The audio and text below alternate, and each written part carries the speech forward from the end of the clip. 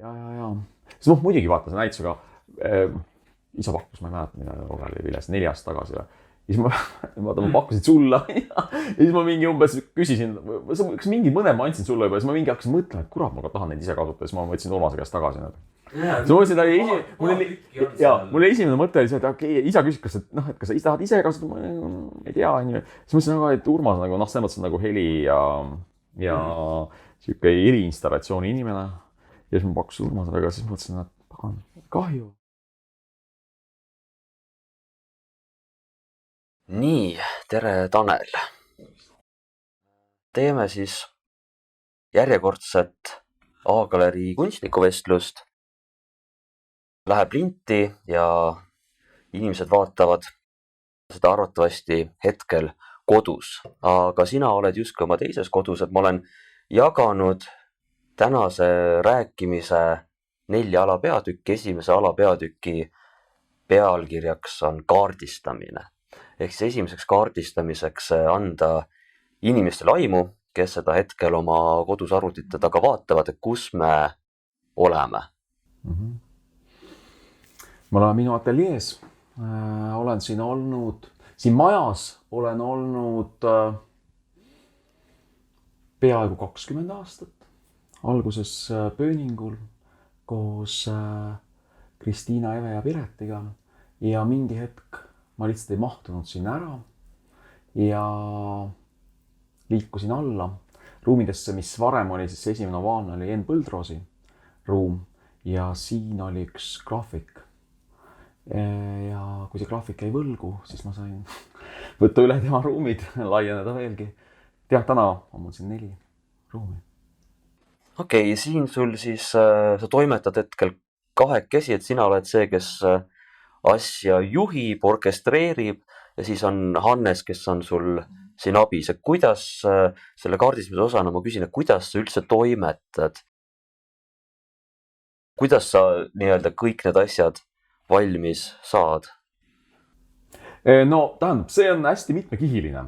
Ma olengi väga toimekas, on ju.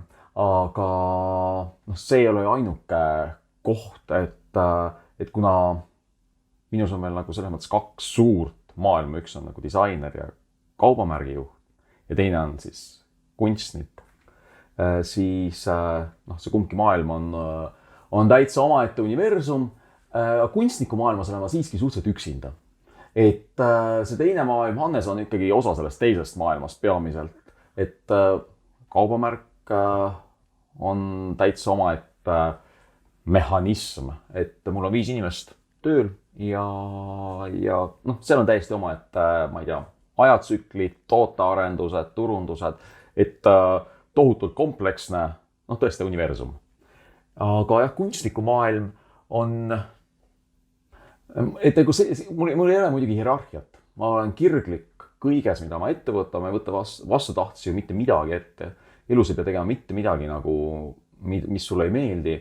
Et võib-olla näitude edastamine või mingid väikesed paratamatused, aga oma viimasest töökohast Kunstiakadeemias loobusin ma 6 aastat tagasi kevadel vist, et lapsed ja kaubamärk kasvasid mõlemad hea hooga ja ma mäletan seda vabaduse tunnet selles hetkes, et see on minu jaoks kõige olulisem tunne, mis nagu kuidagi tiivustab oma ambitsioone ka.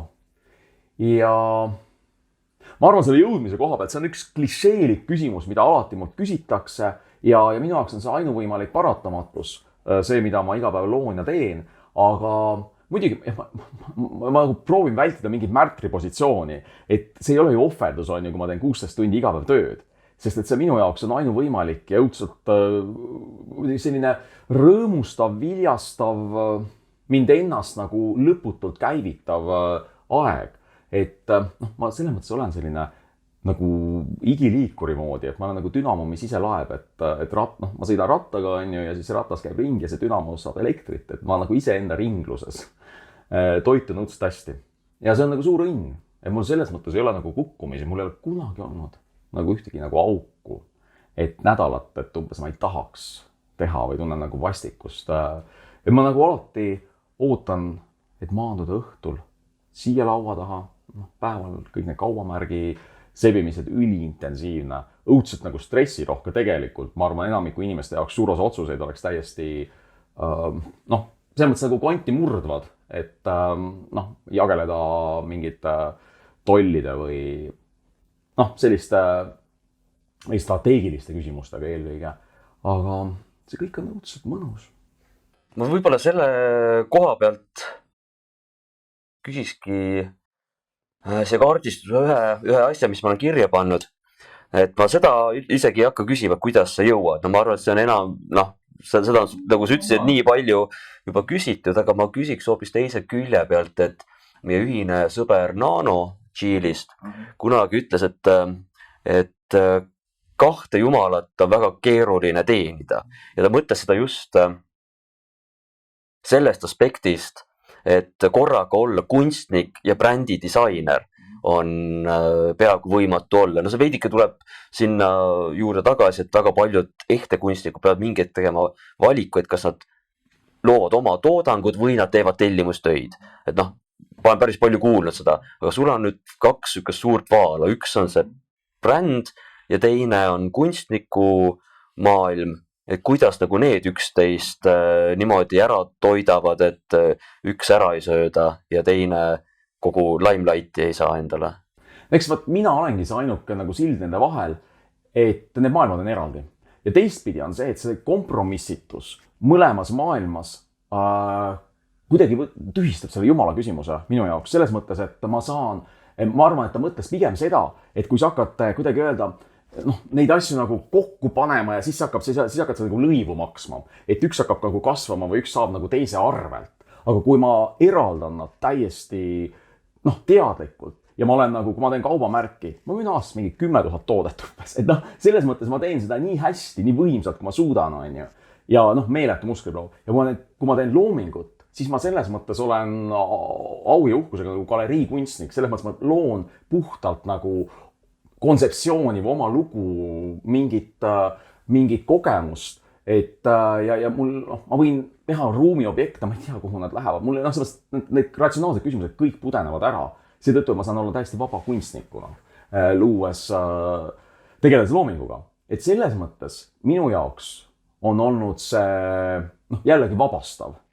Ja ma saan olla kompromissita mõlemas suunas. Ja ma arvan, selles mõttes, et mõlemad jumalad on just, kui ma olen nagu ausam mõlema jumala ees. Ja ma arvan, kuidas öelda, see suhe on palju rahuldust pakkuvam minu jaoks. Ja siis ma küsin selle kogu vestluse kõige keerulisema küsimuse, et tekita sild nüüd järgmise ploki juurde. Mis ta kõige keerulisem on see, et see küsimus kõlab, et kuidas sa ennast defineerid või kes sa oled. Ja enamasti, kui ma seda küsimust alati siin A-galerii vestlustes küsin, siis tekib selline moment, et kes ma olen, ma töötan seal. Või ei, ma ikkagi enne olen kunstnik ja siis ma töötan seal. Või ei, enne olen ma ikkagi isa või ema ja siis ma olen üldse selles kunstnik. Ei, enne ma tegelikult olen üldse inimene ja siis ma olen isa. Ei, enne ma tegelikult ikkagi mitte ainult inimene, vaid ikkagi kogu looduse osa ja siis ma alles olen... Et see tekitab väga palju inimestel seda hierarhilist probleemi, et kuidas ma hakkan ennast kirjeldama, kui keegi küsib, et kes ma olen. No võtta, sa taha kirjeldust, sa tahad silti praegu, ma saan aru. Ma tahaks seda silti, pigem kuidas sa neid hierarhiaid kirjeldad. Sest minu jaoks on see küsimus ongi, kui sa juba räägid hierarhiatest, minul ei ole hierarhiaid, on ju. Ja teine asi on see, et see küsimus on tegelikult, ütleme, need kirjeldused või sildid on vajalikud kommunikatsiooniks. Selles mõttes ma nagu, ma ei tea, intellektuaalse olendina ma lihtsalt vaatan, kuhu ma seda silti, kus seda vaja on, on ju. Ja siis vastavalt sellele ma saan aru, mis on see, kuidas öelda, see sihtrühm, kellele ma see sildi panen. Et mul nagu endal ei ole ju vajadust sildistada ennast. Et ma olen üliorgaaniline inimene ja navigeerin selle põhjal, mis nagu seest tuleb. Et see on minu jaoks kommunikatsiooni küsimus. Ja hierarhiad minust samuti ei eksisteeri, et mul nagu seda küsimust ei ole. See on nagu päris huvitav, et kui ma EKA lõpetasin, siis oli mingisugune alaväärsuskompleks olla nii-öelda tarbekunstnik. Ja siis, kui ma tahtsin nii-öelda päris kunstigaleriisse, kuskile ongi Draakoni galeriisse, kus reeglina võeti ikkagi ainult neid, kes omavad mingit tausta vabades kunstides, siis ma kuidagi üritasin seda ehte ja sepise sõna seal niimoodi CV-s ära kaotada, et kirjutada, et ma olen lõpetanud Eesti Kunstiakadeemia, aga mitte öelda, mis teaduskonna. Ja mingi hetk ma sain aru, et kui see nii-öelda uus materialism tuli USA-st uue lainena meile tagasi, siis mingi hetk need nii-öelda interdistsiplinaarsed kunstnikud, kes enne olid nagu see kõige seksikam vorm kunstist, muutus kõige tavalisemaks, siis lihtsalt nii palju interdistsiplinaarseid kunstnikke oli, et palju lihtsam oli tähelepanu haarata sellega, ma ütlen, ma olen sepp, kuigi ma sepp olin kõige vähem, ma traditsioonist sepist tegin nii vähe, aga kuidas sul enda selle nii-öelda sildistamisega on olnud? Et üldse nagu ütleme läbi materjali defineerib täna väga vähe inimesi, mis on imetlusväärne, see on pigem nagu selles mõttes selline konservatiivse kaduva maailma osa.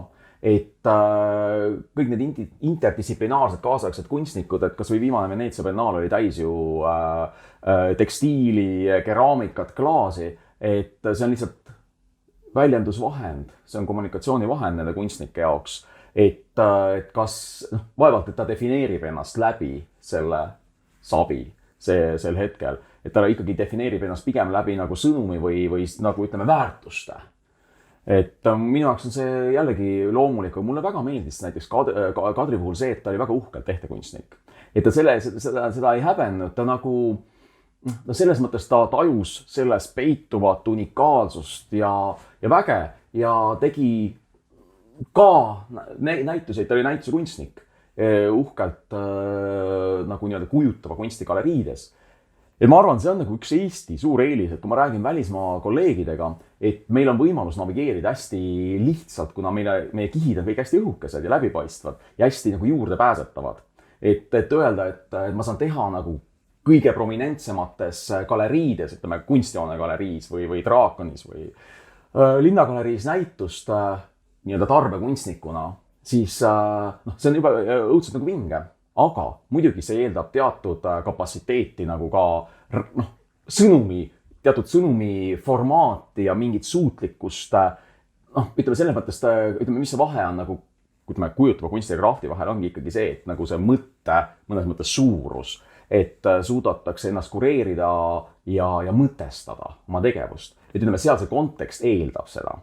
Et see, ma arvan, selles mõttes see meediumil pole tähtsust, pigem on nagu vahe tuleb siin. Ja kusjuures siis mul tuli praegust hoopis uus kaardistamise küsimus veel pähe, et kui me räägime ehte kunsti, me räägime Eesti ehte kunstnikust, siis ka see nii-öelda international rahvusvahelisus, et ka see on muutunud üheks ükseks seksikuse sümboliks olla, muidugi Ida-Euroopa on niikuinii praegust suurelt pildil, aga kui enne sa ikkagi üritasid olla see Kesk-Euroopa kunstnik, siis nüüd on ääremaa kunstnik olla palju kuidagi lihtsam või hõlpsam ka näiteks Hollandis või USA-s, kui olla näiteks Berliini kunstnik. Ja mis mulle ka meeldib selle Eesti mingisuguse, ma ei taha öelda ühe tasandilisuse juures, aga et need hierarhiad on kuidagi madalamad, et kui ma lähen kuskile tõesti Berliini ja ütlen, et ja seal tuleb Eesti kultuur jutuks, muidugi Arvo Pärt tuleb jutuks ja ma ütlen, ma eile seal Rimis nägin teda, ta valis minu kõrval melonit või ma üleeile nägin presidenti, et me ajasime paar sõna juttu, sattusime teatris kõrvati istuma. Nii on. Külaühiskonnas kõik ütlevad tere kõigile. Aga kas sul nii-öelda endal on identiteedis olnud sihukest kujunemist Eesti kunstnikust rahvusvaheliseks ja rahvusvaheliseks jälle Eesti kunstnikuks, kui sa ütlesid, et Kadri oli auga ehte kunstnik, siis ta oli ka auga Eesti ehte kunstnik, ta arendas justkui mingit Eesti identiteeti, mis oli küll väga seotud tema identiteediga, see must, salapärane, need oreliviled on tegelikult väga selles nii-öelda koolkonna vaibis, mida Kadri kultiveeris. Et kuidas sa tunned ennast Eesti ehte kunstnikuna, mitte ainult rahvusliku identiteedina, aga kultuurilise identiteedina? Kas seal on midagi erilist? See on jällegi niisugune küsimus, et ta justkui eeldab, et ma mõtleks neis mõõtkavades. Ja minu jaoks ei ole see oluline, et ma olen kunstniku karjäär, kui disainerina ma olen lokaalne, siis kunstnikuna ma olen kindlalt nagu rahvusvaheline. Selles mõttes mul on nagu toimiv võrgustik ja inimesed, kes minu loomingut jälgivad ja see on nagu mingis ka mingis vereringes. Et siis eelkõige läbi galeriide, aga see kõik on ikkagi sõnumipõhine. Et ma ei tea, mina ei ole tajunud, et keegi kunagi mõtestaks, kui sa tuled oma sõnumiga siis see rahvus muutub teisejärguliseks. Okei, see võib rääkida muidugi mingisuguseid üldistusi saab teha ja rääkida koolkondlikkusest või ma ei tea, värvi kasutusest. Et mingid üldistused, aga need on üha vähem olulised, sest me viibime kõik suhteliselt sarnases infoväljas. Et mulle meenub lihtsalt kunagi minu Ameerika galerist Ornamentumist, Stefan, ütles seda, et ta tegeleb päris palju Põhjamaa kunstnikega. Tal on galeriis rootslasi ja me oleme pikalt koostööd teinud. Et kui, a priori on see kunst palju monokroomsem kui lõunamaade, Hispaania, Itaalia ehtekunstnikud näiteks. Aga ta ütles, et kui kasutavad värvi, siis ta on sügavalt, et see ei ole pealispinnal. Ja selles mõttes, aga samas ma olen mingites seerates olen ülivärviline. Ma ei tea, mul ei ole väga raame ja silte selles mõttes, et ma lähtun mingisugusest impulsist ja hakkan suhteliselt intuitiivselt minema ilma lõppjaama teadmata ja proovin võimalikult vaba selle protsessi sees olla. Et kas või see viledest ikkagi väänata päris palju välja selles mõttes, et minna väga eri suundadesse ja teha neoonroosa lamp, kui mul lihtsalt mingi tundus, et see tundus vau, moment endale et kui see X kromosoom on vaja teha, ma teen selle ära. Et ma selles mõttes, minu jaoks kunstnikuna on väga suur väljakutse hoida ennast vabana. Protsessis olles tundlikuna protsessi enda suhtes. Et ma olen protsessuaalne, see on lihtsalt see, mis ümberringi see ongi mul kultuur kihk kogu aeg ümber selle protsessi sees olles, et ma ei kavanda, siis ei vii lõpuni, see on minu jaoks kunstisurm, see hetk. Ja, see on huvitav, et ka see kunstniku olemuse, kas öelda, kommunikeerimine on väga selgelt muutunud. Et kui ma olen olnud kuskil konverentsides, on väga selge erisus inimestest, kes on harjunud selle kunstniku müüdi kultiveerimise, hästi teadliku kultiveerimisega. Nii heliloojad, maalikunstnikud, skulptorid ja siis me ükskord Andres Lõoga sattusime arutama, et see 90ndate lõpp, 2000ndate algus, kus üleüldse meie see vanusegrupid on sattunud õppima sellise viimane aeg, kus ülikoolis õpetasid veel gurud, kes pidasid ennast ise gurudeks ja kes suhtusid gurudena ja lisaks sellele kunstniku isikumüüdile olid ka mingisugused suuremad müüdid. Et ikkagi see sama Kadri ehte kunst, Eesti ehte kunst oli väga selgelt kureeritud selle musta müstika, tumeduse, varjatuse, pühalikkuse selle juures, et nüüd need, kes praegust õpetavad, et nemad küll said seda seda silla momenti, et neid õpetasid gurud, aga nemad enam ei saa õpetada gurud, sest hetkel tudengid ei tunnista enam gurusid. Et kuidas sa tunned, et kui oluline ikkagi on hoida mingisuguseid müüte, sest sinu puhul on see, et sa ei näi seda toetavat, aga samas me mõlemad oleme selles positsioonis olnud. Selles mõttes jällegi minu enda, see, mis mul sees tuleb, seal ei ole need küsimused olulised või ma ei loo müüti. Kui see tekib, see on paratamatus, millega ma lihtsalt lepin ja võib-olla intellektualiseerin seda hiljem või kasutan strateegia osana kommunikatiivses mõttes. Aga minu jaoks ma lähtun nii teistelt printsiipidelt, on ju, et ütleme selles mõttes ma arvan, et ma nõustun täiesti selle kirjeldusega ja maailm ongi sulanud ja pudenenud väga laiali ja selles ongi, see on ka niivõrd võluv, ma olen väga kuidas öelda, ma olen väga kohanemisvõimeline. Ja mulle väga meeldib suhestuda ja ennast endale panna selles mõttes väljakutseid, et panna suhestuma mingite uute maailmadega, on ju. Et mulle meeldib see, et ütleme, Laapin vaatab mind siit seinalt, on ju, selle poolkuu kujul, on ju, aga selles mõttes see ongi, see on selle vana maailma pilk asjadele ja see on mõttemänguna kohutavalt põnev ja kohutavalt nagu minu jaoks nagu viljastav on see, kuidagi see pildi nagu suuruse, kihvilisuse tajumine. Ja ma ei pea nagu võtma mingit seisukohti, et ma olen nagu siin või ma olen siin või ennast nagu defineerima. Minu jaoks on see täiesti võõras. Paratamatult muidugi, isegi tehes nagu nii palju, nii mitmes suunas tööd on ja ka mul on mingid raamid on ju. Kuigi ma tegelen võib-olla tõesti nendest vabanemisega väga palju või ma lihtsalt nagu proovin olla, või ma olen loomult vaba, ma proovin lihtsalt vältida kunstlike raamide panemist, pigem niipidi. Aga et selles mõttes on ju paratamatu, et sa milleski oled nagu meister või saad nagu mingites teemades nagu oled kodus. Ja on ka mingid klišeed, et ka kunstnikul on üks teema elus umbes või 1,5 teemat, et lihtsalt sa ikka lõpetad mingid teatud küsimustega, mis sind lihtsalt põletavad, on ju. Ja muidugi ma näen ennast ka ringlemas mingite teemade ümber. Et jah, nii on, aga jällegi ma ei tea, mulle tundub, et ma nagu ei taha asetada ennast päris kindlasti mitte kuhugi nagu. Et see on ka nagu see vabaduse õppetund, et väljaspool kooli on seda palju lihtsam teha.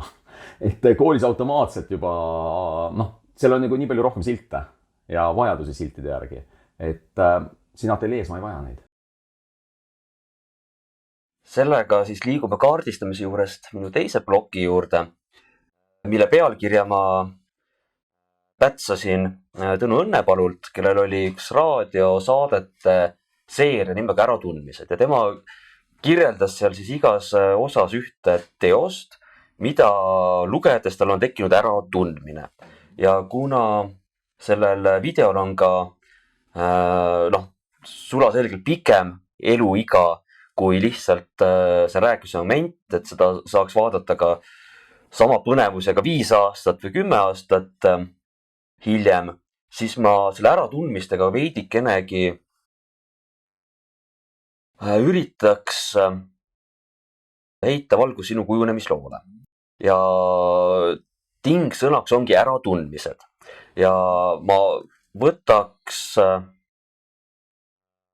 esimeseks plokiks äratundmised alates sünnist kuni gümnaasiumi lõpuni, ehk siis kuni koolini. Et siin ei ole sees kadrid, siin ei ole sees mingit akadeemilisust, rahvusvahelisust. Et millised on olnud sinu sellised lapsepõlv, teismega iseendast aru saamise, nagu enda kujunemise juures olulised momendid? Eks mälu on nagu sõel ja tõenäoliselt see küsimus on selline, mida ma oleks pidanud võib-olla ette valmistama. Praegu tulevad mingid märksõnad võib-olla spontaanselt meelde, tõenäoliselt hiljem pudenenud päris palju juurde. Ja tõenäoliselt on ka see märksõnadega on ka see, et millest räägid, see hakkab nagu kasvama sees. Et ma ise kultiveerin iseenda sees nagu iseennast. Aga minu esimene iidol oli Walt Disney. Nagu kunstnikuna oli 2 raamatut siis eesti keeles. Üks oli tema elulugu ja see tõesti tohutult inspireeris mind. Ma soovisin olla nagu Walt Disney. Et tagasi vaadates võib-olla nagu, see on nagu mees mõttes nagu popkunstnik.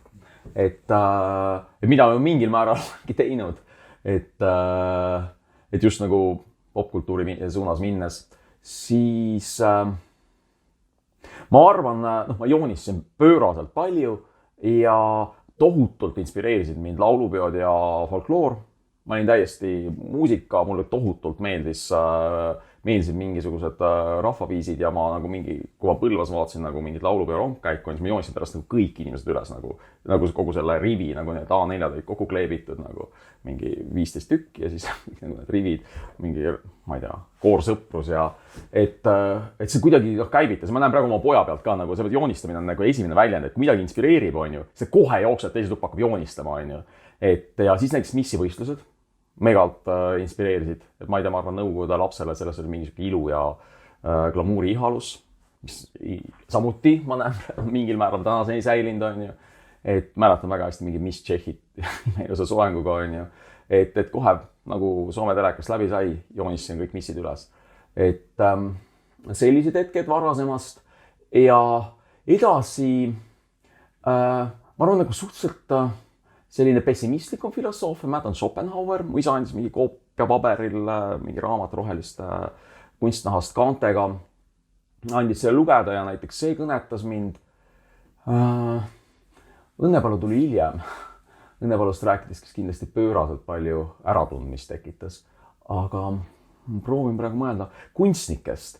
Ma avaldasin, mu ema andis kuskil pool aastat tagasi, leidis minu mingi vihika lehele kirjutatud näituse arvustuse.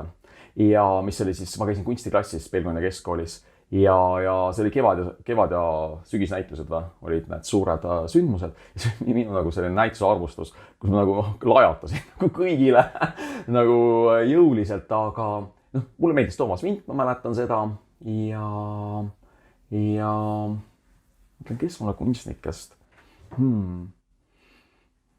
Tihti on need vahetunud mõlemad Vindid tegelikult, Toomas ja Aili Vint.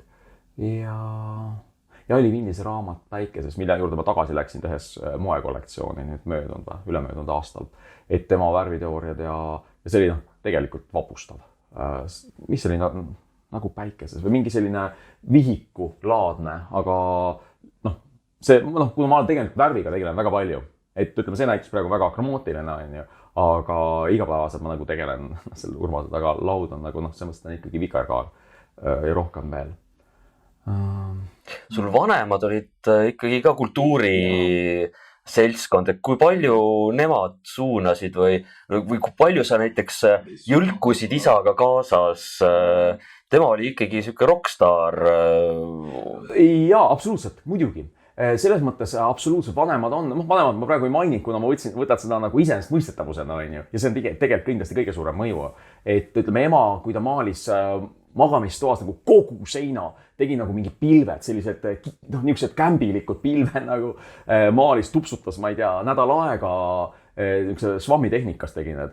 Kuidagi lapsele tundus see nii suur ja nii võimas on ju, et kodus on nagu seinamaal nagu seinani.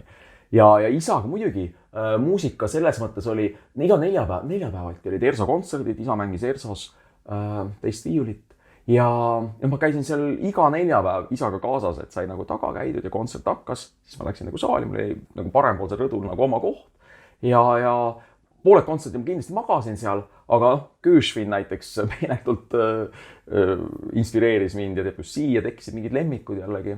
Ja samamoodi, isa oli muidugi džässi ringkondades ja ansambel Kontor oli, kui ma laps olin ja Leila Miller. Mäletan nagu lihtsalt ikka sürreaalne. Ma arvan, praegu ma ei tahaks nagu seda üle tähtsustada, aga näiteks ma mäletan seda, et proovi vahepeal Leila Miller, kes oli kõige ilusam naine, on ju, kes oli Kontori laulja ja tegi mulle meiki. See on siuke kurioosne, et see kindlasti ei mõjuta minu tulevikku, aga jäi nagu eredalt meelde kellegi seda tüüpi nagu tähelepanu. Et vaata, eks selles mõttes ongi, me jätame alles iseenda nagu mällu ju need asjad, mis tekitavad meis mingit nagu peegeldust või võimaluse iseenda mina kuidagi modelleerida. Et ma mäletangi neid asju, mis kuidagi suhestuvad sellega, mis ma olen. Et aga ma arvan, et kindlasti tänu vanematele oli mul ikkagi väga rikas lapsepõlv. Ütleme, ka meil isa tohutu plaadikogu nagu vinüülplaadikogu ja Vivaldit ikkagi vanemad läksid öösel magama, kuulsin Vivaldit nagu lihtsalt need aastaajad olid kõik nagu nii läbi kuulatud mul, et talv nagu. Sa mängid klassikalist gitarri? Jah, aga ma mängin, selles mõttes ei ole nagu mängimine. Selles mõttes ma olen mingisuguse muusikabaasi saanud, nooti ma tunnen ja kunagi sai Rammipoiste kooris laulda, et selles mõttes muusika oli, aga kuna vanemad on selles mõttes nagu super, et nad on pigem toetanud minu seestpoolt tulevad valikuid, et nad ei projitseerinud oma ootusi ja eks isa oli rohkem võib-olla soovis, et ma oleks muusiko tee valinud, sest et seal on nagu 4 või 5 põlvkonda ees. Aga ütleme, võib-olla vennal jäi siis natuke vähem valikuruumi, normal vennal, et temast sai muusik. Et viiul on tema instrument. Et selles mõttes see on, ja see järjepidevust on igal pool ümberringi näha, et ma näen tšellistide peres on kõik lapsed mängivad samuti tšellot või klaverit, et jah. Kindlasti ei saa nüüd üle kui ümber sellest, et mingi hetk mingil väga kummalisel põhjusel sa valisid ehte kunsti, mina ei teadnud ehte kunstist mitte midagi, kui ma ülikooli läksin, veel vähem kaasaegsest ehte kunstis, et võtaks selle järgmise äratundmise ploki nüüd ülikooli alustamisest ülikooli lõpetamiseni, sealt me kindlasti ei saa üle kui ümber väga olulistest inimest, aga alusta sellest, et kuidas sa üldse sinna suunda said ja siis lähme edasi nende inimestega. 95 lõpetasin Kelulinna keskkooli ja kunstiklass, meil oli superklass. Selles mõttes, et meil on tõenäoliselt, peakski olema nagu rekordarv inimesi, kellest said kunstnikud 11 või 12, kes astus meist eri aastatel siis kunstiakadeemiasse, sealhulgas nagu Margus Tamm, Mihkel Kleis, Sandra Jõgeva, Aldo Järvsoo, Anni Mäger, Mattias Agavus, et nagu eri suundadesse kunstis läksime. Ja mulle tundus see hetk, ma olin tegelenud moega keskkoolis ja ma olin Aldoga saanud sõbraks juba ja olime nagu koos hakanud asju tegema, tekkis nagu sihuke, kuidas öelda, loominguline tandem. Tundusime võitmatud iseendale ja siis oligi kuidagi see, et olidki Sandra ja Margus ja selles mõttes teised boheemlased ümber. Ja siis sai nagu ära jaotatud oma vahel, et kes kuhu läheb. Ja mul ei nagu siuke, mul ei olnud nagu väga veendumust. Ma kaalusin palju, aga ma sain aru, et mul detail sobib. Ja siis ma mäletan Mari Roosvalt, kes oli perekonnatuttav. Siis emal oli vist mingi telefonivestlus temaga ja siis Mari Roosvalt ütles, et ikka kunstnikele on enam leib laua peal. Mingi siukse praktilise suunaga. Ja ma arvan, see valik oli juhuslik. Selle mõttes nagu sulgi puudus mul ju teadmine, mis see on. Ja õpingud, see oli murranguline aeg. See vist oli 95. Esimene aasta, kui Kadri oli professor. Kas see oli 94 või 95? Et ta oli nagu värske ja nagu sellist jõudu täis, nagu iga professor oma alguses. Et see missioon, ma arvan, oli tal eriti nagu tuletähtedega nagu kirjutatud sel hetkel. Ta tõesti, ta pani nagu kogu enda ümbruse hingama enda taktis. Et ta oli nagu nii tahtmist täis, ambitsiooni. Ja siis ma nagu sattusin olema selles liikumised hästi kiiresti nagu valis mind välja. Et kursus muidugi oli nagu ka selles mõttes hästi inspireeriv, et Silja oli mul varem kamraad, Silja Saarepuu, kes Villuga praegu Villu Plingega teevad koos asju, kes on nagu super vaba mõtleja. Ja meil tekkis nagu siuke hea, mingi siuke irooniline üksteise nagu irooniast toitev nagu ande seltslaslikkus, ma arvan, et mis on õudselt oluline. Sellised nagu positiivselt toitvad inimsuhted. Ja ma arvan, Kadri puhul oli see, et ma ei saa ju temast rääkida, et miks. Ta ikkagi muidugi õpetaja valib nagu selles mõttes, eriti Kadri-sugune õpetaja valib ju välja inimesed. Ja et miks ta need valikud tegi sellisena või miks ta hakkas väga tegelema minu arendamisega mõnes mõttes. Ja et eks meil teatud nagu tagasi vaadates nagu üha enam ma saan aru, et meil ikkagi lihtsalt me teatud mingid maailmad kattusid. Et meil oli mingi klapp, väärtuspõhine klapp, mingi teatud ilu, kaanonid, mis meid ühendasid ja mingid väärtused. Teistpidi me oleme õudselt erinevad, aga just see hetk ikkagi oli õpetaja-õpilase suhe hästi selgepiiriline. Ja aga mul õnnestus sellest igal juhul läbi tulla väga traumavabalt. Et ma arvan, ma olen selles üks kõige traumavabamaid õpilasi ja mul tegelikult õnnestus alati teha oma asja ja ta kuidagi lihtsalt oli õudselt toetav, et kunagi nagu ei pigistanud mind ja kunagi ei pannud nagu mind nagu jooksma mingeid asju tegema, ma kuidagi õnnestus kehtestada alati ennast nagu piisavalt ja ma ei nagu olin aus, aga ma muidugi ma ei ole nagu, ma olen viisakas. Aga ma kunagi ei valeta, et kuidagi meil õnnestus väga nagu panna piirid paika meie suhtes ja see on hoidnud väga elutervena, et me kunagi ei saanud nagu väga lähedaseks, ma teietasin teda elu lõpuni, aga teistpidi nagu oli austus seda suurem. Et igal juhul ma tulin väga traumavalt läbi selle üle, väga uhke. Ma ka ise tunnen Kadri puhul, et ega ta mind just kõrvale ei jätnud, pigem ta ikkagi suunas mulle rohkem tähelepanu kui minu isegi võib-olla õpingukaaslastele tol hetkel. Selle kursuse, kellega ma siis põhilise aja koos olin. Aga mulle tundus, et seal millest see ära tundmine tekib on see, et noh, nüüd kui ma ise olen õppejõud, et muidugi sul ei tohi tekkida ühtegi nii-öelda lemmikõpilast, aga mis määrab selle, kellele sa rohkem tähelepanu pöörad või mitte, on ikkagi see mingi tung.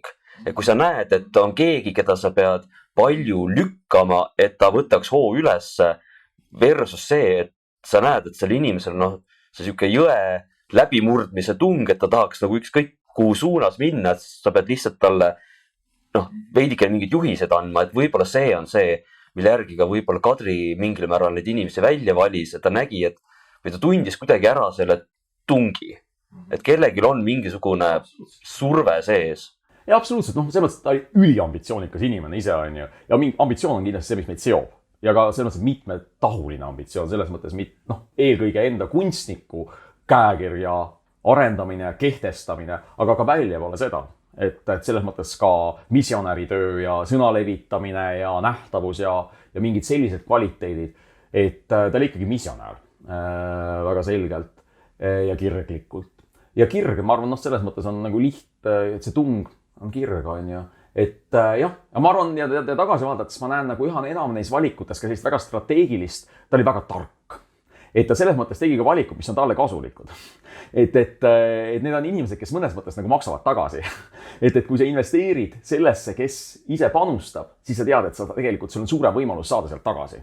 Et ma praegu väga ratsionaliseerin selle suhte, aga ma arvan väga palju, ta ikkagi ta on väga strateegiline oma valikutes. Ja muidugi ma arvan, et ta ise ütles ka seda, et ta lihtsalt ka sellist, et jah, anne ja töökus nagu kombinatsioon on kõige kaugemale viib. Et kumbki neist eraldi võttes on väga vinge, aga ei vii väga kaugele. Et seda nagu oskas ära tunda. Ja üks asi, mis võib-olla meil mõlemal on see, et minu esimene siuke põhjalikum välismaal õppimine oli Amsterdamis. Et ma olin küll käinud Rootsis, aga see Rootsi oli väga sarnane sellele, mis Eestis toimus, aga minu jaoks oli ikkagi teatav. Ma ei saa öelda, et ma olin väga šokeeritud, aga see maailm oli nii teine kui see, kui sa oled 90-ndatel ja 2000-ndatel kasvanud Haapsalus, mis on endine Nõukogude piirilinn, äärmiselt konservatiivne ja sel hetkel, kui sa satud lihtsalt sellest maailmast Amsterdami, mäletan seda hetke, kui mul ema külla tuli ja ta saatis mulle kuskilt, see on isegi veel Amsterdamis, oli kuskil äärelinnas, kuskil seal piiri lähedal ja saatis mulle telefoniga tehtud pildi poes, kus oli seelikuga mees. Ja siis ta kirjutas mulle küsimuse, et mis siin toimub. Ja siis ma mõtlesin, kas ma saadan talle kirja vastu, et oota nüüd, kuni sa veel siia jõuad. Mina läksin 2014.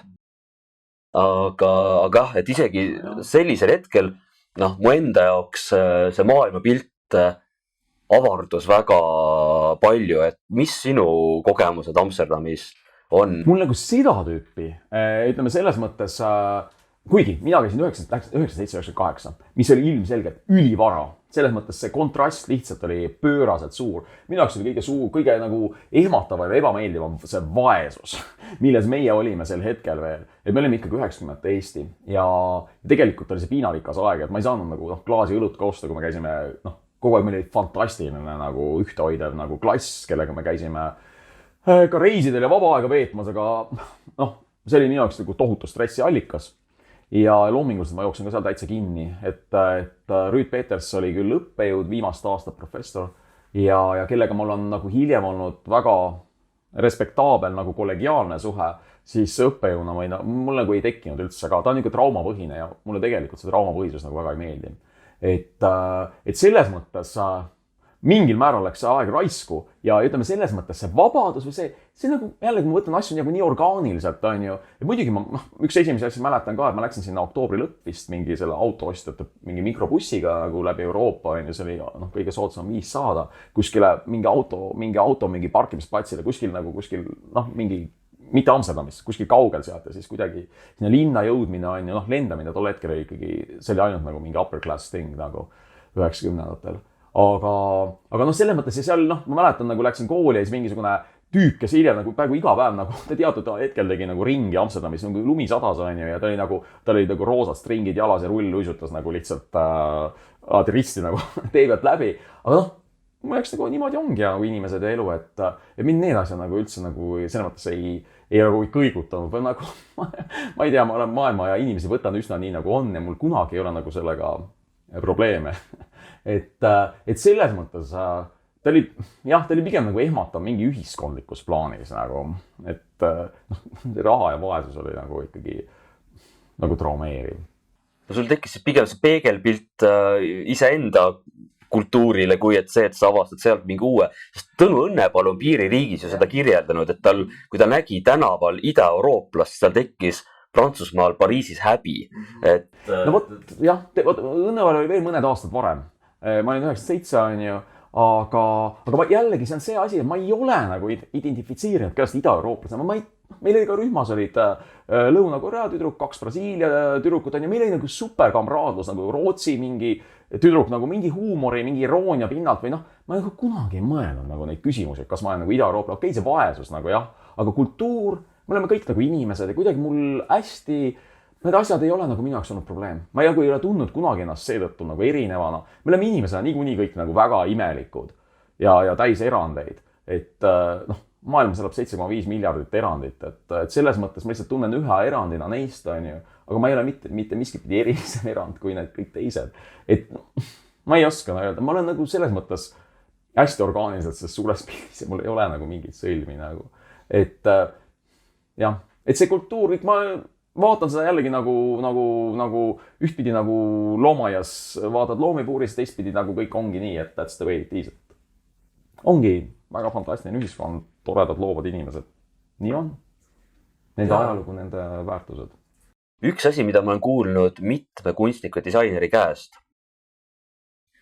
on see, et kui sa ülikooli ära lõpetad, siis selle käekirja kujundamine, identiteedi kujundamine, see võtab kuskil 10 aastat. Sa olid väga vara küps selles mõttes, et väga paljud asjad, mis sa siiamaani teed, on juba sinu tudengitöödes näha ja aimatav. Aga kuidas sul see elu pärast on kujunenud? Sest jah, väga paljud ka praegused tudengid eeldavad, et nad on valmis, kui nad ülikooli ära lõpetavad ja nüüd nad hakkavad täie rauaga panema, aga vanemad kolleegid alati millegipärast seda kuskil 10 aastat ütlevad, on see laagerdumise periood. See on jälle selline mingil määral mingi lihtsustamine teooria, et esiteks ma õppisin 10 aastat. Mul õnnestus venitada õpinguid 10 aasta peale.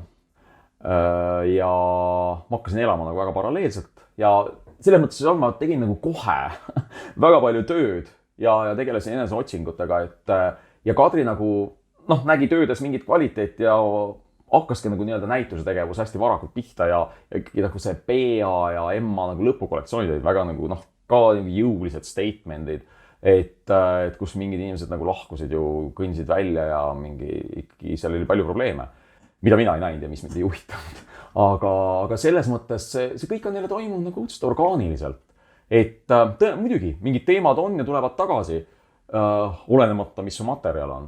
Aga jällegi see kooli lõpp, ma hakkasin tegelema ka, minu jaoks on nagu õudselt palju seotud ka pidutsemise ja selles mõttes sotsiaalse eluga, aga kuna ma 10 aastat, siis ilmselgelt juba 5-6 aastat nendest õpingutest ma nagu täielikult nagu sirkuleerisin nagu oma mingi sõpruskondades, et jällegi see elu on kihiline, et ma nagu ei maandu nagu kooli välja, et seal on nagu tohutult palju teisi kihte, mis kõik ju jätkuvad, et selles mõttes jälle vahet ei ole.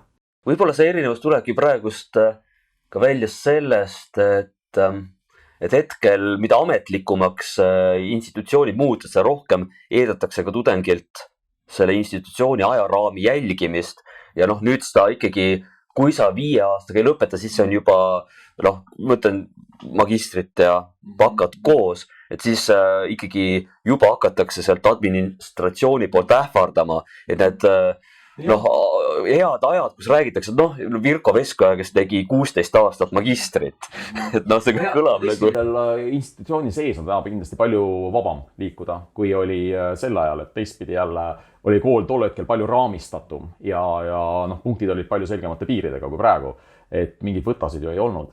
Aga, et selles mõttes ma nagu, ikkagi see on nagu nii personaalne küsimus ja mulle üldse sellised üldistused nagu ei sobi. Et ja ma usun nagu sügavalt orgaanikasse, et me oleme nii läbi kasvanud.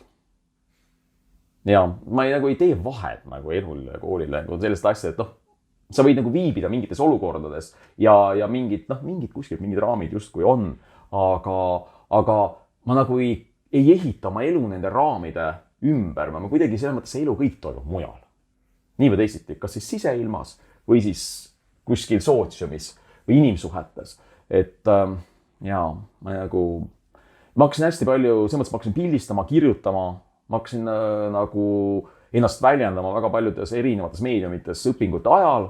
Mul oli nagu oluline ka, et kuidas öelda, et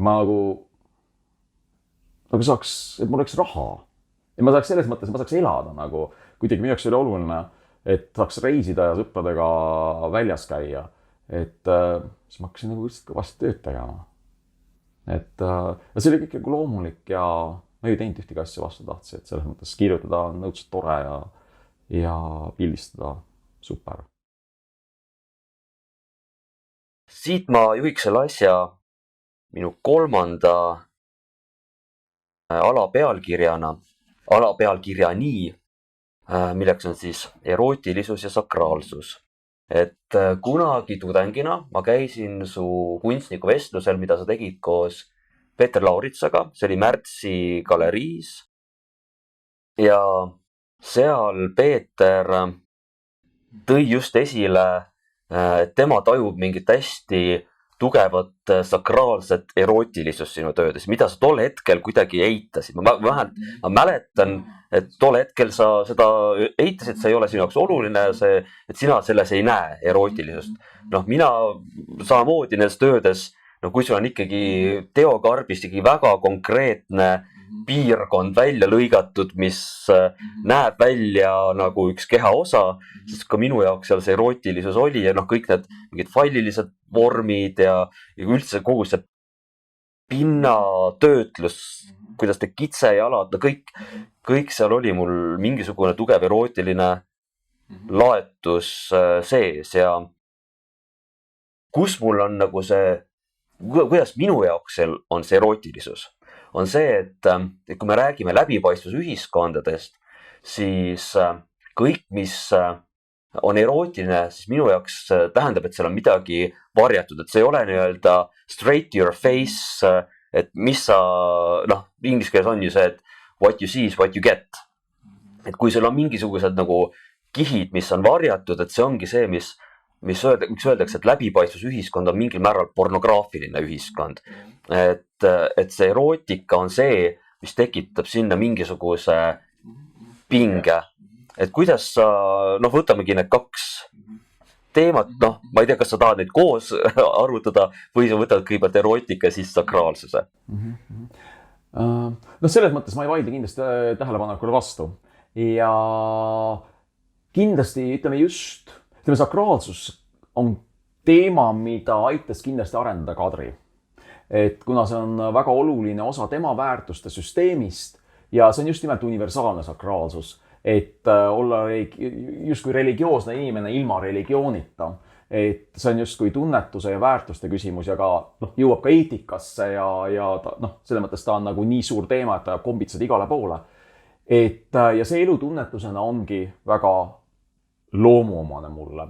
Et sealt tuleb just nimelt ka nagu aupaklikkus, kas või elu või inimeste situatsioonide iseenda vastu, et see toob kaasa just nimelt hästi palju väärtuseid, mida ma järgin ja mis siis kindlasti kajastuvad töödes, loomingus. Ja muidugi selles mõttes ta on nagu sümbolikast tiine väli, et selles mõttes on ta annab fantastilise nagu tööriistakasti kunstniku kätte. Aga ma navigeerin seal väga intuitiivselt nagu kõiges, väga nagu selles mõttes vabalt ja orgaaniliselt. Ja siis ma arvan, et sümbolid pudenevad ära või lähevad tühjaks siis, kui sa hakkad nagu konstrueerima väga teadlikult neid kasutama, siis ta muutub nagu reklaamikeeleks või selles mõttes hoopis mingi muu väli. Aga jah, et see on teemana nagu kindlasti kogu aeg olemas. Ja erootika on teema, mis on olnud palju nagu vähem teadlik. Kuna selles mõttes, ütleme, tõenäoliselt õpingute ajal või Kadri nagu, see kunagi nagu ei olnud teema. Et see on nagu teema kindlasti, mis lihtsalt seespoolt kasvas mul näpu otsast välja, läbi taktiilsuse, nagu sa mainisid väga palju. Et kuna selline hands-on tegemine, kuidas see protsess on iseenesest juba erootiline ja seal on see laetus sees, et kui sa silitad midagi kuni poleerimiseni välja, siis eriti kui rääkida nagu puidust või sellistest nagu ümarmatest vormidest, mis on ihulisemad, on ju. Et ütleme hõbeda, selles mõttes sileda pinna, seal ei ole nagu seda, aga ütleme ümarate pindade silitamine, siis et nagu see juhtus pigem nagu läbi nagu materjali ja hiljem hakkasin nagu teadlikumalt seda siis kas nüüd jälgima, aga ka teadvustama.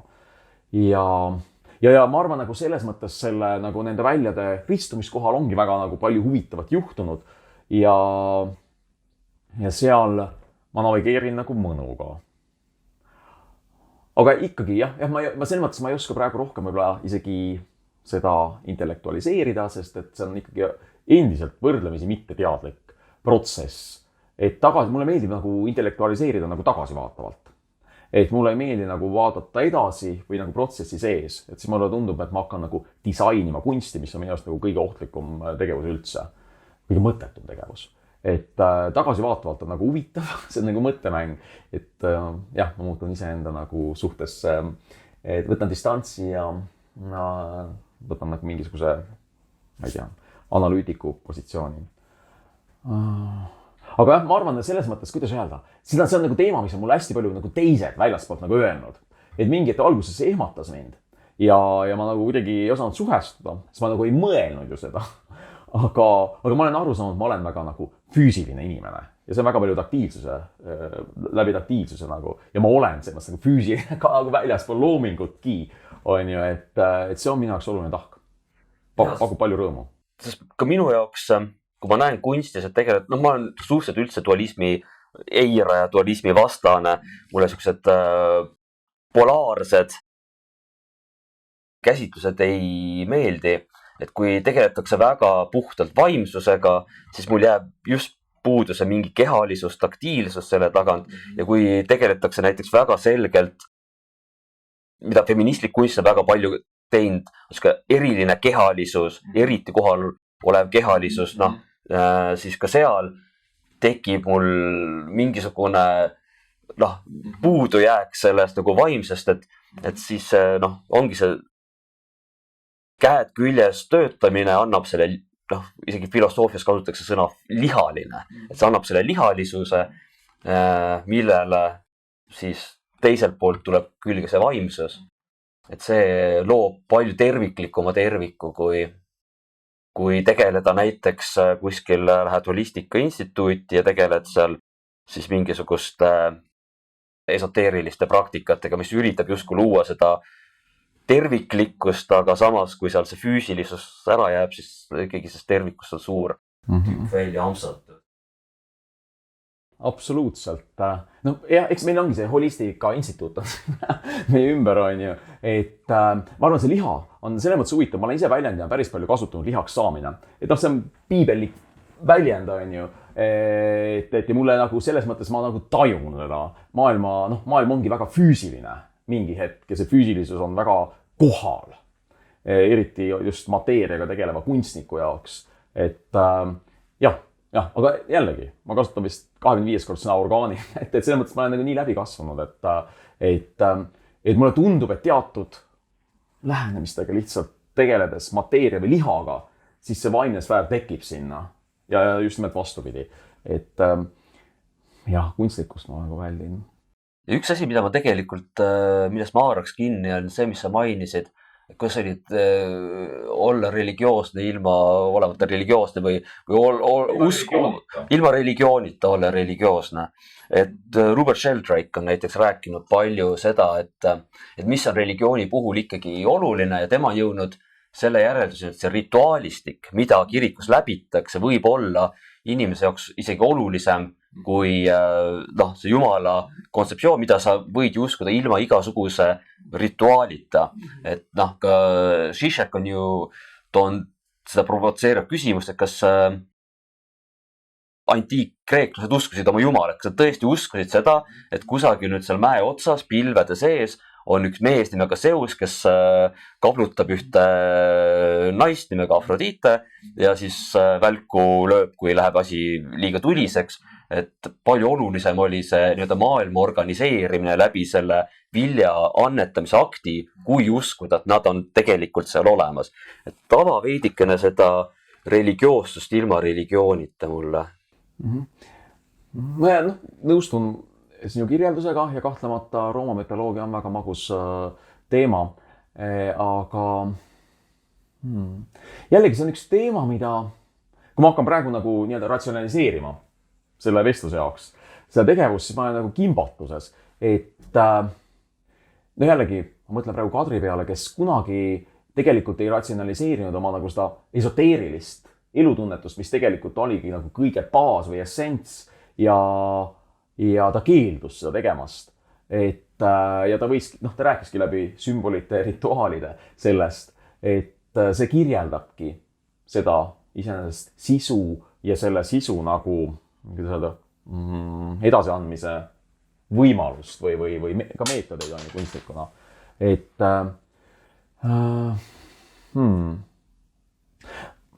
Teistpidi ma olen nagu hästi nagu fleksibiilne ja mulle ei meeldi nagu siduda ennast võib-olla mingite dogmadega. Dogma on veel eriti kange sõna, aga isegi pehmemas formaadis mingite õpetustega. Et ma olen uudishimulik loomult ja ma loen hea meelega, uurin ja mulle meeldib selles mõttes olla väga kollaažlik, et ma võtan. Ja ma olen nagu selles mõttes võitlen eluterve pealiskaudsuse eest, eriti tänapäeva maailmas, mis on lihtsalt infost nagu, me oleme nii üleküllastunud, on ju, et sinna sisse minna sügavuti ja sukelduda, on ju, mulle tundub see isegi ohtlikuna. Ja selles mõttes seda tüüpi nagu, et ma võtan ja panen ta mingisse oma väärtussüsteemi, oma mingisse maailma ja panen ta nagu seeläbi uuesti kõnelema mingi täitsa uue pilgu läbi. Et selles mõttes see on hästi loomulik minu jaoks. Ma selles mõttes, et rääkida, kuidas olla pealiskaudne ja rääkida religioossusest või spirituaalsusest ka nagu ühes lauses. Et see ka tundub nagu selles mõttes siuke pühadust rüvetav, aga teistpidi see mulle jällegi tundub see hästi loomulik nagu, et igasugune sidumine, jälle ma hakkan mingit raame endale panema, et ma arvan see, ma näen palju inimesi ümberringi, kes elu õhtul muutuvad väga religioosseks. Ma arvan, minu puhul on see ebatõenäoline. Et mul on teatav tõmme võib-olla kuskil budismi suunas, lihtsalt see tundub mulle just nimelt kõige raamivabam süsteem, aga ka sinna nagu jällegi, kui ma ennast hakkan kinnitama, siis ma hakkan eitama nagu seda maailma, mida ma võib-olla kõige rohkem usun. Et ma ei taha nagu selles mõttes selle koha pealt nagu rääkida, et ma võin nautida mingit katoliiklikku sellist flamboyant rikkalikkust ja võtta sealt mingeid elemente. Ja nagu ma ütlesin, see näituse puhul ka avamisel on ju, et see, nagu see mustus on, see on nagu protestantlik osa ja see on nagu katoliiklik osa, see teine, et see A-galerii šeif on selle nagu kulda ja sellist pidulikkust ja rituaalsust võib-olla nagu rohkem. Ja see teine on selles mõttes nagu kägardatud ja sellised nagu paines ristid on ju. Aga see on nagu sõnade mäng, et mul ei ole seal taga tegelikult mitte midagi. Ja ma ütlen seda välja, et mul ei ole seal taga tegelikult mitte midagi. Ja mulle nagu selles mõttes see mulle tundub, et see annab mulle jõu ja võimu tegelikult. Ja ma selles mõttes ei tahagi simuleerida, et mul nagu justkui oleks, et selles mõttes see Kadri esoteerika, ma suhtlesin alati sellesse väga elutervelt, ma teistpidi nagu, ma saan aru, et kui ma kasutan isegi sarnast sümboolikat kohati, siis ma kasutan seda täiesti teistmoodi. Et ma ei, et Kadri oligi nii läbikasvanud inimene ja mul täna nagu vestluse tulles tuli just meelde mingi vestlus lennukis on ju, kus ma proovisin nagu, kus ma arutasin seda, et kas Kadri endaga, et kas see tema nagu see must ja need juuksepahmak, et kas see on nagu branding on ju. Ja siis Kadri ütles, et ei, see on ikkagi päris ja kõik see on seest on ju tulnud ja mõtlesin, et ega need on ikkagi teadlikud valikud on ju. Aga ma saan aru, tema puhul tegelikult ikkagi ei olnudki seal vahet. Et ikkagi oligi tõesti seest kasvanud, aga kuna mul ta niimoodi ei kasva välja, on ju, siis tundub see võlts midagi sarnast teha. Et ma selles mõttes, proovingi olla nagu, mitte proovin olla, lihtsalt nagu olen ja kukugi välja väga selline efemeerne nagu selles mõttes.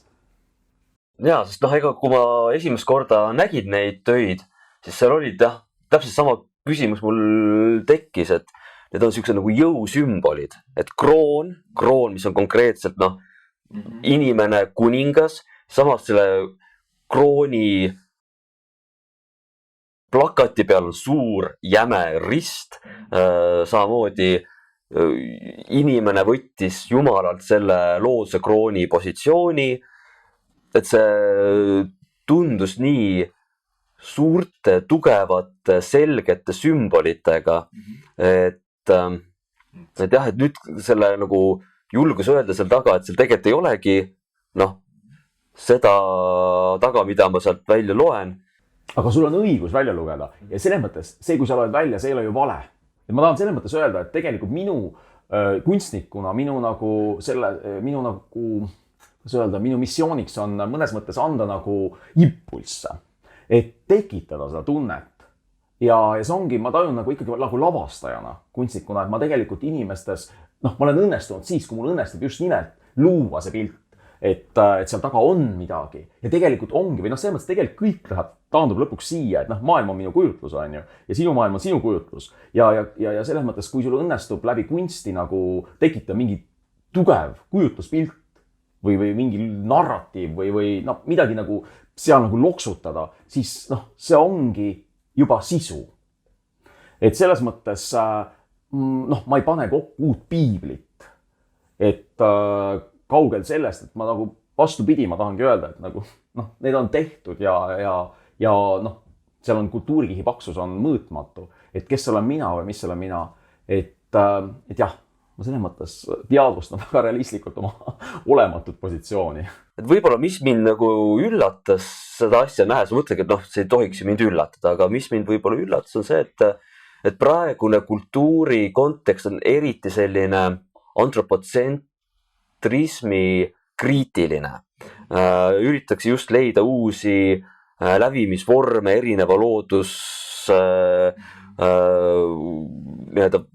olenditega, Biotoopia festival on kohe tulemas, mis räägib salavõrgustikest, seenevõrgustikest ja kuna sul on ikkagi minu peas vormus see kuninga positsioon, mille inimene luues Jumala, siis võttis endale sealt Jumalalt see teatav, kuidas siis on see Vale Dmitri positsioon, et ta oli nagu niivõrd intensiivselt inimese keskne antropotsentriline, et samal ajal kui ülejäänud näitused samal tänaval räägib lindudest, üks näitus, teine räägib siis kõikvõimalikest väetidest, taimedest ja siis sul on siuke religioosne inimene valitseja. Ja võt see valitseja on juba sinu enda interpretatsioon, on ju. Aga vaata selles mõttes, ma olen jällegi aus, et ma olen linnainimene. Ja millal ma käisin viimati looduses 5 kuud tagasi. Selles mõttes ma ei mäleta seda. Ja see ei ole nagu hinnangul, kui ma käin seal, suurepärane. Aga selles mõttes ma tajun, et minu nagu päris kodu on nagu täna siin. Et see on nagu see, kus minu veri käib ringi. Ja ma ei nagu, jällegi ma läheks nagu võltsiks, kui ma midagi muud väidaks. Et ma ei tea, et ma nagu ei taha olla praegu nagu mingi kriitiline irooniline, et ma ei räägi konkreetselt millestki, aga see, kes räägib lindudest, on, et kui palju tegelikult teab lindudest. Et selles mõttes on inimesed, kes teavad lindudest väga palju, on ju. Ja mulle lihtsalt tundub see lihtsalt ühe nagu mingi keelena muidugi. Ja mida kauem ja mida pikemalt sa oled kunstiväljal olnud, seda enam näed neid nagu trende ja laineid, on ju. Ja seda enam on sul soov nagu olla väljaspool neid. Või teadlikult mitte nagu minna kaotsi selle laine sisse, on ju. Võib-olla kasutada sealt võtta mingit sõnavaraks midagi endale. Aga jah, ma selles mõttes jällegi ma proovin ikkagi või soovin olla nagu iseenda nagu lähedal. Et see tundub on nagu kõige ausam viis nagu. Ma saan aru, et see võib viia mingisse sellisesse teatud efemeersusesse, aga lõpuks suures vahest tagasi vaadates on see kunstniku puhul niuke loll järjekindlus on parim kvaliteet. Sealt tuleb sisu. Ja sisust ongi viimane alapeatükk, mis mul on pandud nimetuse alla, kust tulevad mõtted.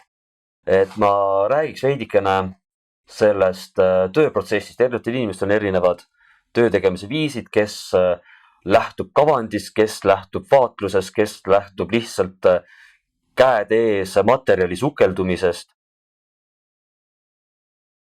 Rüüt Peters töötab hoopis nii, et ta võtabki see 2 aastat, tegeleb ühe teemaga, siis ta jätab selle teema kõrvale, hakkab võtma uut teemat, mida ta 2 aastat teeb. Sinu looming, nagu ma ütlesin, juba asjad, mis sa tudengi ajal tegid, siiamaani ilmuvad sinu loomingus 20 aastat hiljem.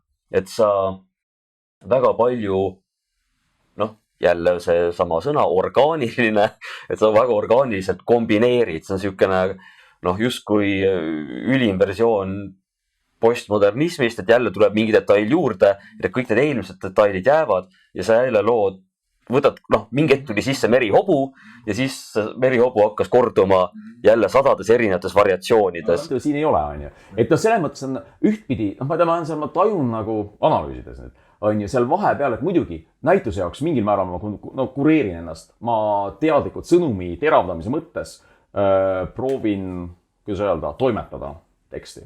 Et teistpidi, ütleme, selles mõttes seekord on see orelivile, mis on kõigis töödes hästi selge nagu sümbol. Et ta nagu hoiab nagu seda koos. Ütleme, ja see kombinatoorika ka, ütleme, kui mulle tegin selle kunstmaterjalidest graveeritud, see oli kogu näitus tegelikult ikkagi graveeritud. Mul ei olnud seal ühtegi nagu mingit, seal olid nagu sekslelud. Aga selles mõttes seal ei olnud nagu mingit orgaanikat. Ja selles mõttes ikkagi, ma ei oska öelda, värvis ja kõiges ma liigun nagu ikkagi äärest äärde, on ju. Aga ma arvan, teemad on need võib-olla, kas on siis erootika või sakraalsus võib-olla siis, mis võib-olla korduvad. Et selles mõttes ma ikkagi võib-olla materjali koha pealt sean endale mingeid uusi täiesti kindlalt, nagu selles mõttes väljakutseid.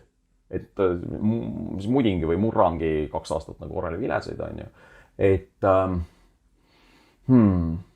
nagu see just nimelt, et selles mõttes see keel, millest ma räägin, või sõnum, et selles mõttes see ju üks on nagu vahend, teine on sõnum. Et see sõnum, iseenda sõnumi eest ma nagu ei page. Ma ise olen seda kusjuures niimoodi vastanud, et keegi küsib, et kuidas ma alustan kollektsiooni, siis ma olen öelnud, et ma ei alusta kollektsioone, vaid ma vormistan kollektsioone. Et lihtsalt mingiks ajaks mingi vette visatud võrk on nii palju noota kogunud, et ma näen, et seal on piisavalt materjali, et see tõmmata kokku ja need võivad olla erinevad võrgud, aga et ma kunagi teadlikult ei alusta midagi, vaid mul võib olla mingi mõte 10 aastat peas, mingi asi, mis mul teisel kursusel tekkis, lihtsalt nüüd on kogunud nii palju seda noota enda ümber, et ma tunnen, et selle asja võiks kuidagi sellises vormis ära vormistada, et see kõik mahuks ühe ruumi seinte vahele. Et kuidas et kui teadlikult sa nagu alustad midagi ja kuidas sul see on? Ma kureerin ennast mingil määral, aga ma proovin, ma ei proovi vältida, aga lihtsalt selles mõttes mulle tundub ausam, kui ma ei hakka väga planeerima, et mul on olnud näiteks Alexander Plankiga oli mul nagu diskussioon sel teemal, kes minu jaoks ehtekunstnikuna väga köidab. Ma arvan, ta on väga tugev. Aga tema lähenemine on sarnane selles mõttes Rüüt Peters omal ajal teeb seeria, mis on nagu algusest lõpuni nagu maksimaalselt, selles mõttes, et ühes suunas nagu tehtud ja see on läbi, ta võtab nagu järgmise seeria, milles on teatud tema mingid hoiakud kindlasti kanduvad edasi, aga täiesti uus materjal, laud puhtaks. Aga selles mõttes mulle tundub see jällegi lihtsalt nii kunstlik, minu natuuri puhul vähemalt, et see ongi see, mida ma ennem ütlesin, et sa hakkad disainima kunsti. Et selles mõttes on üliratsionaalne ja ta lihtsalt heitis mulle ette, et miks ma panen välja töid, mis nagu on nagu kuidagi nõrgemad. Ja ma nendin, ongi, aga kuidagi mulle tundub see aus jällegi. Et mingid tööd, kus on nagu materjali katsetust rohkem või mingid tekstuuri, kus ma tegelesin mingid seeria, kus oli nagu need samadest õngekorkidest terve seeria, on ju. Ja siis ma nagu esimesed see tekstuuri, ma tegelesin mingi plägasin PVA-ga ja igast asju sai tehtud, on ju. Aga see vorm tundus mulle huvitav ja ta oli nagu tähenduslik selles seeria nagu mingis punktis ja ma panin ta välja. ja seal on näha kogu see nagu mõnes mõttes ka see rännak nagu seire seest, on ju. Et ta ütles, miks ei võta nagu, et noh, see on sul kõige õnnestum, on ju. Mingi hetk sa saavutasid teatud nagu professionaalsuse lihvituse, on ju. Miks ei võta seda ja lihtsalt seda nagu ei venita laiaks, on ju. Ei lahjendada nii, et saaks mingisugune 20 klaasi morssi. Aga see tundus mulle lihtsalt täiesti vastuvõetamatult kunstlik. Et see hetk minu kui loo jaoks muutub see lihtsalt kohutavalt, ma hakkan vormistama siis nagu ära väga ootuspärast mingit tulemust, mis tegelikult tõenäoliselt sõnumi mõttes olekski tugevam. Ja ma saan aru sellest, aga ma lihtsalt ei saa selle orgaanika vastu jälle, et minu jaoks on nagu kogu see vänderdamine oluline on ja siin ka nagu näitusel mingid asjad nagu, noh, see mõttes neil võib-olla nagu, kui ma võtaks need ära, siis jah, noh, selles mõttes ta on nagu, kuidas öelda, nagu niisugused väiksed mikrotähendused või, et ta on nagu harali, et ja noh, panengi nagu spontaanselt kokku ja ongi mingi sihuke veider olend ja mõtlen, kas ma panen välja või panen välja, et noh, see on natuke ka nagu kureerimise asi, aga ma pigem nagu panen. Kuigi mul jääb palju asju välja, mul on praegu ka siin laud täis, on ju, et selles mõttes ma olen hästi protsessikeskne. Ma sirvisin su raamatut üle nüüd selleks valmistudes, see viimane raamat käe ulatuses just. Ja noh, üks sõna, mis minu jaoks kogu aeg läbi käis peas, kui ma seda vaatasin, oli fragmentaarsus. Et seal need mõtted olid fragmendid, noh, ta oligi nagu üks hiiglaslik, sina kasutasid sõna kollaaž, või ütleks võib-olla isegi vitraaž. Et kui sa lähed sinna detaili sisse, siis seal ühel vitraaži killul on siuke ülesküntud põlluna triibud peal, teisel on siuke heinamaana sibru-säbru peal, kolmandal on puhas kliiniline pind, viskab siukest metallset läiget ja kui sa nüüd sinna kogu selle klaasikillustiku tina ribadega kokku paned, sa saad selle hiiglasliku vitraaži, mida see raamat juba iseenesest on, aga et mulle tundus, et sa toimetad sellises pidevas konstruktorloogikas, et iga see mõttetera, iga see detail on mingisugune osa konstruktoris, mida sa jälle lahti võtad, kokku paned lõpututes variatsioonides. No vaat, raamat muidugi on iseenesest selles mõttes, noh, jah, ta on nagu kogum mingitest piltidest, fragmentidest. Noh, ei tarvitse olla, jah, aga see on, ja ma jällegi sõnumi teravdamise mõttes ma saan ju aru, et kui ma võtaks raamatut kui kunstiteost selles mõttes omaette ja saaks nagu teha palju teritatuma, selles mõttes võtta ainult nagu üks neist 100 teemast või lähenemisest, on ju, et võtta üks see ja siis suruda seda nagu lõpuni, aga see muutub jällegi lihtsalt nagu minu jaoks etteaimatavaks ja hästi kalkuleerituks ja seeläbi tühjaks. Et lihtsalt see konstruktorlikkus on lihtsalt mulle tundub nagu aus ja omane või kuidagi, kui ma navigeerin läbi elu, siis ma kogun neid nagu impulsse kokku ja ma elan väga nagu avatult ja uudishimulikult, siis juhtubki palju, on ju, ja lõpuks need teemad, killud, materjalid ongi laual, et ja muidugi, ma sukeldun kogu aeg hästi kiiresti, hästi sügavale ja siis lükkan kõrvale ja võtan uue ja siis lähen tagasi ja navigeerin iseenda kihistust ka nagu hästi vabalt. Et see minu jaoks on küsimus. Selles mõttes see kureerimise ja sõnumi teritamise ja kollaažlikkuse mõttes. Et jah, kõrvalt analüüsides ma näen selle nõrkust just sõnumi edastamise mõttes.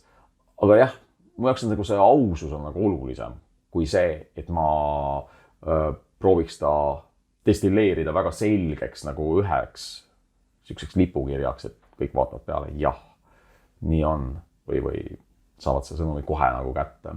Et jah, mulle sobib selles mõttes selline virvendavam, värelevam tervikpilt. Praegust üldse filosoofias on ka väga levinud nüüd see sõna sulaolek, et sa pidevalt jälle sulad tagasi, sa pidevalt oled nii-öelda nagu see shapeshifter või oma keha muutja. Et sa küll oled see sama tükk vett, aga sa oled väga plastiline ja kogu aeg valmis uuesti tagasi sulama, et võtta mingi uus vorm. Et ma ise üritan hoida enda puhul sama mõtet, et olla see sama materjal, mis looks selle body of work'i lõpuks, mis on see ühendav lüli, aga et olla läbi sulaoleku valmiduse see nii-öelda shapeshifter. Noh, see on nagu kohanemisvõime või? Mingis vanemas keeles. Et ja nagu ma enne mainisin, siis kohanemisvõime mul, kuidas öelda, minu uudishimulikule loomusele on see lihtsalt kõige parem viis kõige parem viis elada. Et jah. Aga jällegi, noh, selles mõttes ma lihtsalt kogu see asi on nii, et ma tahan ju olla iseendaga harmoonias. Et selles mõttes ma olen õnnelik ja rahul siis, kui ma iseenda sisemiste ootuste, ihade, eelduste oskus, kui ma olen sellega nagu sünkroonis, harmoonias ja mul nagu tegelikult ma ju olengi elus tõestus, et ma olen, sest ma tõesti olen õnnelik. Et järelikult asjad toimivadki või noh, järelikult see ongi õige tee ja isegi noh, just nimelt olles nagu ise ka kriitiline mingite jälgede suhtes või mingi sõnumi, ma ei tea, just nimelt edastamise viiside suhtes võib-olla mõnikord. Aga noh, that's the way it is. Et iseendaga leppimine on ka väga, ma arvan, isiksuse arengus väga oluline teema ja mul ei ole sellega nagu probleeme olnud. Et ma arvan, et selles mõttes see on olnud nagu minu jaoks kuidagi on olnud suur õnn, et nagu kohe on olnud väga selge, mis mind nagu õnnelikuks teeb.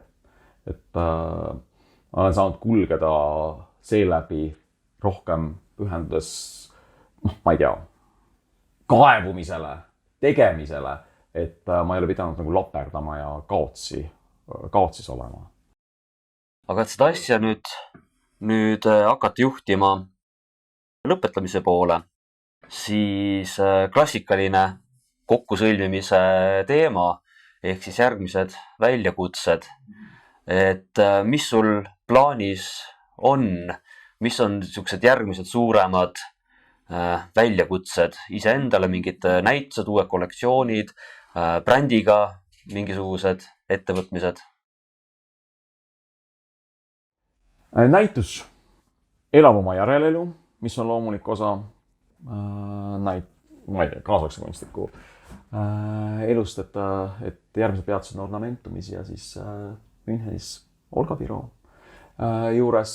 Ta modifitseerub teel, mul on palju asju pooleli, see on üks mingi kroonis ebaõnnestus on ju, noh. Et jätkan sellega.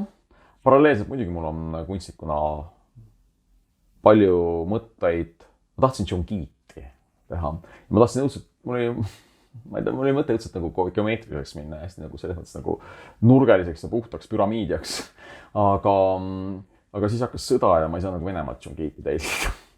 Et igas mõttes tundub see vale mõte praegu. See on huvitav, et sul on mingisugune vene konstruktivismi vibe seal olemas, et kui ma vaatasin, või mitte isegi vene konstruktivism, aga Kaido ole Mehhika on muidugi küll selle mõttes. Aga see, mis nagu Laapin, kes nüüd järgneb teataval määral Tatlini siuksele loogikale ja ka sinul seal aknalaual kohe Draakonis on siuke väga selge laapinilik baas. Ja, aga see on väga, see ei ole nagu minulik, ma arvan, aga isest on see põnev, see on jällegi mingisugune avastusretk, et see on mingi see nurgeline kurg on ju seal, et jah, seda võib näha. Aga selles mõttes jällegi, ma ei taha ju kunstnikuna minu jaoks on õudselt oluline see, et ma nagu käivituks ja ma käivitan siis, kui ma kohtun väljakutsetega, mis on minu jaoks nagu uued miskit pidi. Et selles mõttes jah, oli see mõte, aga näis. Mul on mingisugused mõtteid ja mul on üks mingi väga vana mõte, mis on mul õpingute ajas, mis on kuskil riiulis on ju, täitsa teine tehnoloogia, aga näis.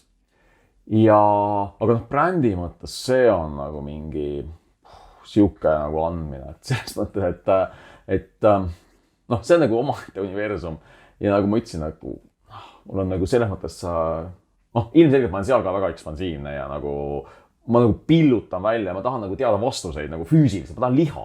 Selles mõttes tahan liha, et kui mul on küsimus, on ju, ma ei usu, ma ei taha nagu mingit teooriaid ja ma ei taha nagu rääkida asjadest, mis on teoreetilised. Selles mõttes ma pean olema järgi proovinud. Minu jaoks on ainuke, kuidas veenev on olukord, mis on nagu selles mõttes hands on. Et põhimõtteliselt mai lõpp, juuni algus on mingi suurem kollektsioonide plahvatuse ja seal ma selles mõttes katsetan, mul on nagu siin laua peal mingi hunnik titaani on ju, mis on nagu ülipõnev ja jah, selles mõttes, et ma nüüd laienen nagu ka tootegrupiti, et jah. Me joome teed sinu tassidest. Kõik maailm on täis mul sampleid, kuna selles mõttes tootearenduse protsessid on pikad, vaevalised, kulukad, on ju. Et selles mõttes, need on ka mingisugused ebaõnnestunud jäljed teekonnast, mis on tootedisaineri juures paratamatu. Et need tootearendusprotsessid on minu jaoks väga pikaks, sest et ma tegelen ikkagi päris tootmisega täna. See on mingisugune, kus ma kahlan nagu hambad ristis läbi. Ja tegelikult on see ikka õudselt põnev. See on jällegi nagu mingi siuke, mul on ikka jäämurdja tunne nagu ja mis mulle väga tõenäoliselt nagu mind ennast nagu energeetiliselt laev, et mul ei ole mitte kellegi käest küsida, sest et seal ei ole mitte kedagi, kes mulle annaks nõu, et kuidas ma ei tea, mingite tehastega läbi rääkida. Me mõlemad toimetame äärmiselt orgaaniliselt ja ilma justkui väga pika loomingulise visioonita, selles mõttes, et need asjad tekivad sulle lauale, et ma ei tööta kunagi kavandite järgi. Sa ise ütlesid ka, et sa väga harva teed kavandeid ja samas kogu selle kaose juures, kui keegi sõber küsib, et mida sa teed järgmise aasta novembris, siis ma suure tõenäosusega võin talle öelda, kas ma olen kusagil välismaal või mis näitus mul on tulemas, et mul on aasta 2025 on teada mingisugused suured verstaposti näitused, mis mul on tulemas. Et see on päris huvitav siuke vastuolu, et sa kogu aeg toimetad mingis kaoses, aga sul on mingi pikk suur pilt struktuurina ees. Ja vaata, selles mõttes suur pilt tuleb ikkagi süsteemiga kohandumisest, on ju. Ja kui sa tahad nagu, tegelikult minu jaoks kunstnikuna on oluline suhtlus. Kommunikatsioon selles mõttes, et ma ei loo nagu efemeelselt iseendale ja mingile väga väiksele klikile, et minu jaoks tegelikult ikkagi on oluline, et kuskile see sõnum nagu läheb nagu liikvelele laiali ja selles mõttes seal tuleb nagu see mängu see, et paratamatult ma lepin mingite mängureeglitega, on ju. Et aga see ei ole minu jaoks nagu ka, ma ei tunne, et ma vägistan ennast sellega. Et mingite asjadega on lihtsalt väga tark leppida. Nagu ka iseendaga. Sest tootemaailmas mul on tunne, et on vaja väga palju seda kommunikatsiooni just ette teha. Et kunstnikuna sa võid reageerida palju, kuidas öelda, enesekesksemalt maailmale, aga tootega sa pead reageerima kiiresti, aga plaani pidades. Sest kui maailm muutub, siis sinu kunstniku kreedo ei pruugi muutuda. Aga kui maailm muutub, nii nagu meil viimane 3 aastat selja taga on olnud pandeemiaga, siis sa toote loojana pead kuidagi hoopis teistmoodi. Võib-olla ehtes mitte nii palju, aga... Ja, ei. Inimesed ikka söövad putru taldrikult ja kannavad kõrvarõnga kõrvase. Ma arvan, see on nagu väga, see tegelikult väga baas asjadega tegelikult. Et ma ei tea, mõlemas on nagu oma mingi reeglistik, millega lihtsalt on nutikas leppida, millega mingil määral kaasa mängida. Ja see ei ole minu jaoks mingisugune raam, tõesti, mis mind nagu pitsitaks, et pigem nagu jälle, kuidas see strateegiliselt panna nagu enda kasuks mängima või enda sõnumi kasuks, on ju. Et that's the way it is.